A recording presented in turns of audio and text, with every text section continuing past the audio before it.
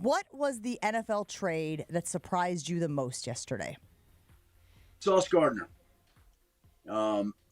Because the New York Jets just signed him to a 4-year, $120+ million contract in July. And now, 3+ months later, you're trading that guy. So that was unexpected. And in fact, at one point, Sauce tweeted out the news initially. He said, there's a tweet of his. It's just something like, "It's been real, New York," with a green heart emoji. And so, like, yeah, what's that? Like, I was in a chat with a couple of friends, like, "Wait, is he traded?" And my friend's like, "No, it's a joke." I'm like, okay, not a joke, traded. So that was the one that surprised me. That was the one that really surprised me. Adam, does Jerry Jones, with the moves he made yesterday, still think they're relevant this year, or were those moves made for down the line? Chewy, those have to be down the line moves. I mean, they're moves that they hope can somehow, improbably boost this team this season. But they're 3-5-1. Mm-hmm. They're 3-5-1. So they've played 9 games. They have 8 more to go. If they won all 8, if they went 8-0 down the stretch, they'd make the playoffs. They have to win basically all games, right? In the NFC, with all the good teams that are in the NFC, they have to win all 8 probably, and they're just not good enough to do that. So, I mean, could they go 7-1 and get in? Yeah, I guess maybe. But those are moves that are made more. Well, they're made for now. N26. Our conversations with Adam Schefter brought to you by Smart 18. Whether it's HVAC, sheet metal, or welding, Smart 18 members are trained to be the best in the business with top-tier wages, unbeatable benefits, and lifelong career support. It's not just a job, it's a career. Learn more at smart18.org and start building your future today. Adam, obviously the Packers did not make a move yesterday, but did you hear them? Were they sniffing around anybody in particular? Were they trying to be active and then just couldn't get a deal done? Look, I think they made their move. They made the move in August. They traded 2 picks and a player for Micah Parsons. Like, you trade draft capital like that, you're not left with a lot more draft capital. Were they involved in calls? I'm sure they were. I never heard anything like, boy, you got to check on this. Like, I was hearing about the Jets for a couple of days, like, hey, you got to check into Quinnen Williams. And it was true. You got to check into Breece Hall. You got to check into Jermaine Johnson. You got to check into Quincy Williams. Like, the Jets were having calls. I never got that sense with Green Bay. I never heard any of that. Now, is it possible? Sure. But again, they didn't have a lot of draft capital after they made their move in August. Adam, how are the Philadelphia Eagles doing this? How do they keep acquiring players and yet still have 10 draft picks for next year's NFL draft? Well, first of all, Jen, I think they had 13 at the start of the season, 13 picks, if I'm not mistaken. And in some of these cases, they've just they trade for the player and wisely, I love this, they flip picks. So you're giving up your 6 for a player and a 7. Like, I'll move back around, at that point in time. And still, to me, it's a free player. Like, you get a free chip on Jair Alexander. Like, why not take a flyer on the guy? And that's what they're really good at doing. Jalen Phillips, they traded a 3rd-round pick for to Miami. He's an edge rusher. He's a free agent after the year. So if and when he leaves, they'll get back a comp pick in 27. So they gave up a 3. Let's say they get back a comp 4 in 27. Like, okay, were you willing to trade a pick, 1 round in a draft a year? Yeah, for Jalen Phillips to give you a chance to, of course. Like, that's why they've been run as well as any organization in football and why they're so aggressive on things. And they're always trying to do more and more. Adam, Asante Samuel Jr., I've heard the Packers are a team that is very interested, but a little backstory here. Packers steer away from guys with neck injuries, all right? I was older, had a neck injury, so it was easy to let me go. Jermichael Finley, in the prime of his career, had the neck fusion surgery, got cleared. Packers wouldn't touch him with his 10-foot pole. It's the same medical staff.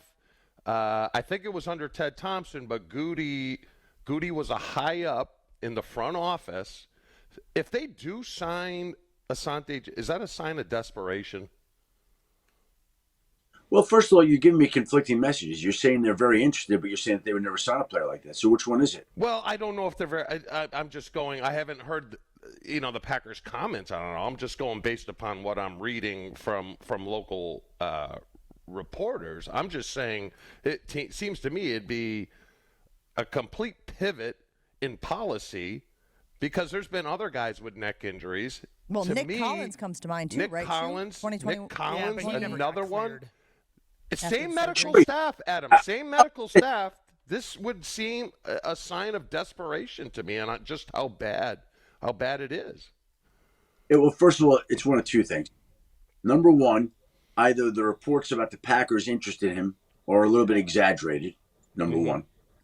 Or number two, his condition is a little bit different than the others. I don't think they're going to make an exception for Asante Samuel to bring him. I don't think that's what's happening.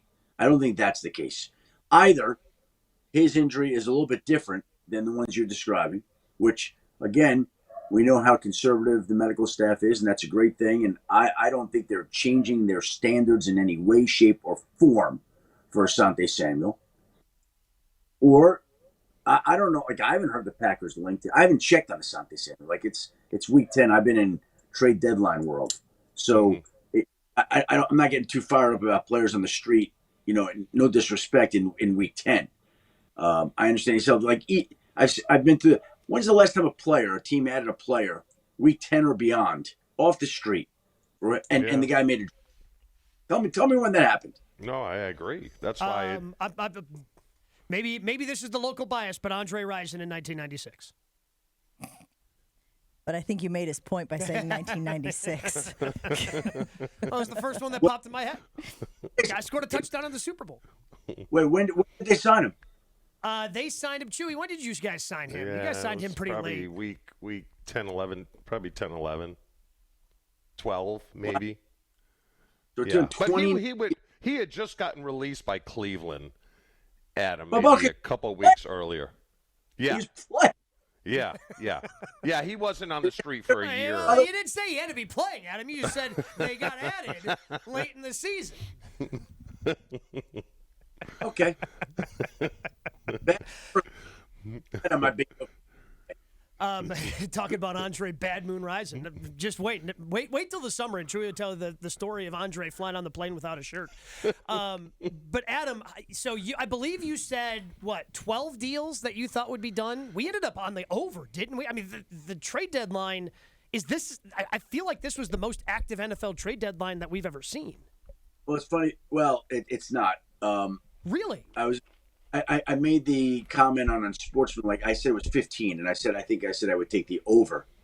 And if you go back and look, before this year, in the month leading up to the trade deadline, the last 3 years there have been 18, 14, and 18 deals, and there were 18 deals again this year. 18. Now what's happened is, and it's interesting. I walked into one of the green rooms at ESPN yesterday, and there was Heather Dinich and Joey Galloway, and they're telling me about the trend in college football is coaches being fired now, and how this is going on, and we made somehow the correlation was made like 10 years ago there were 4 trades in the month leading into the deadline, but then more and more people saw that you could and should be doing it.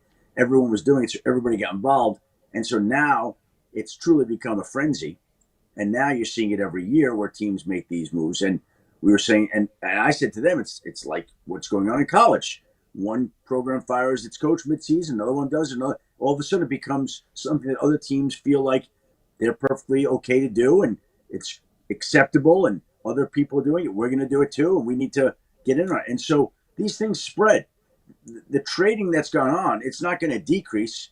It's only going to stay at this level of increase. The firings probably will increase. Or it'll be like this moving forward. There'll be a bunch of firings in season where schools don't mind eating the money. And things start happening, and they seem to stick for a while in sports. Adam, this is all well and good, but I think we all are waiting to hear your opinion on the biggest story that came out yesterday in the sports space, which was, of course, that Tom Brady cloned his dog.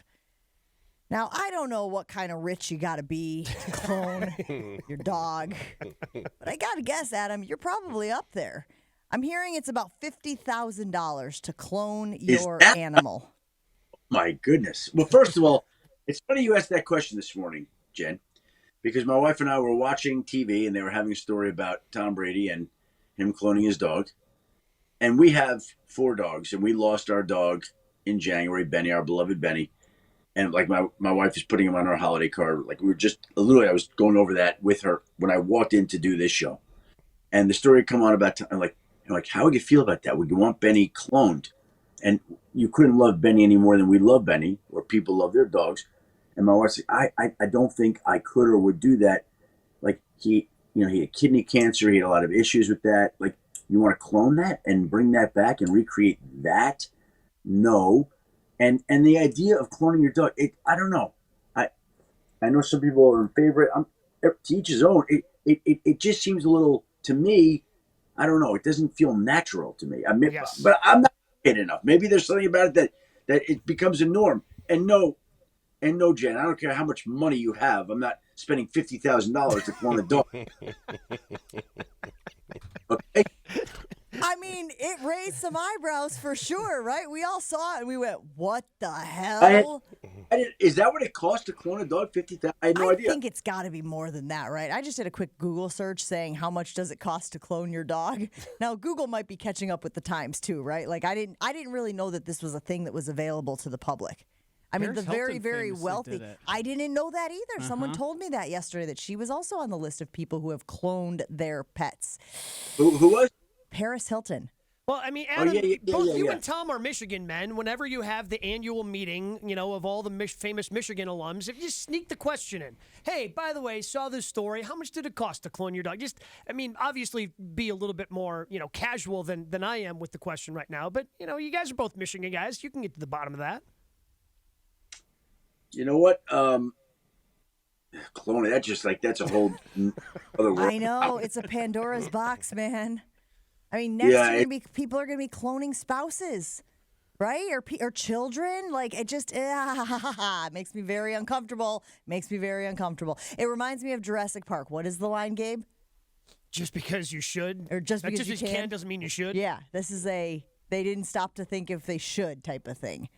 All right, well, it's good to get your insight on that. I feel better about my position now that you agree with me. We love our dogs, and the idea of I don't know. Like, I'm right there with you. Doesn't feel right to me. Nope. To me, but again, I'm not as educated in that area. Like, I don't know what people know, so I want to say I'm speaking from a level of ignorance as well. I recognize that, but my wife and I this morning, I don't think we could do that. I also wonder if you get to a certain point where you have so much money, you're like, what am I going to do with this $50,000? Oh, you know what? It's got to be more than $50,000. Really? I think it's got to be. It was probably free. Why, for him though? Because he's Why would it be? He's an investor. What the hell are they doing? They're just putting little this juice and this juice and. Oh, my God. Chewy the scientist over here. I tell you what, I had a lobster last night. I wish I could clone that thing because it was good. Go, sure you can. Did you go out? Did you go out to eat for the lobster? No, I cooked it myself. So go back. Where you buy it from? At the market right down the road. Well, guess what? You can go back to that market right down the road, buy it again, and cook it again. All right, might do that. Maybe next time you buy 2 lobsters instead of the one. I don't know. There's some very simple solutions Pay to this attention problem. how you season it, and you can clone it. A lot cheaper to clone your lobster dinner than it is to clone a dog. Clone the dog. I'm sure it is. I am seeing some sites here that say it is upwards of $100,000, which Seems does better. feel. Yeah, that feels more in the ballpark. I agree. I All feel right. like $50,000 gets you in the door, Yeah. and then they start adding up even more. Adam, we appreciate you hanging out with us and dealing with all of our nonsense. Have a great one. We'll talk to you again soon. Appreciate it. Hey guys, it's Jen from Jen, Gabe, and Chewy. Thanks for watching our clip. I'm sure it was super informative and educational. I'm just kidding. I love those knuckleheads. And we do it live every Monday through Friday from 7 to 9 a.m. on 94.5 ESPN Milwaukee. Make sure that you like and subscribe and hit that notification bell so that you get informed anytime we drop new content.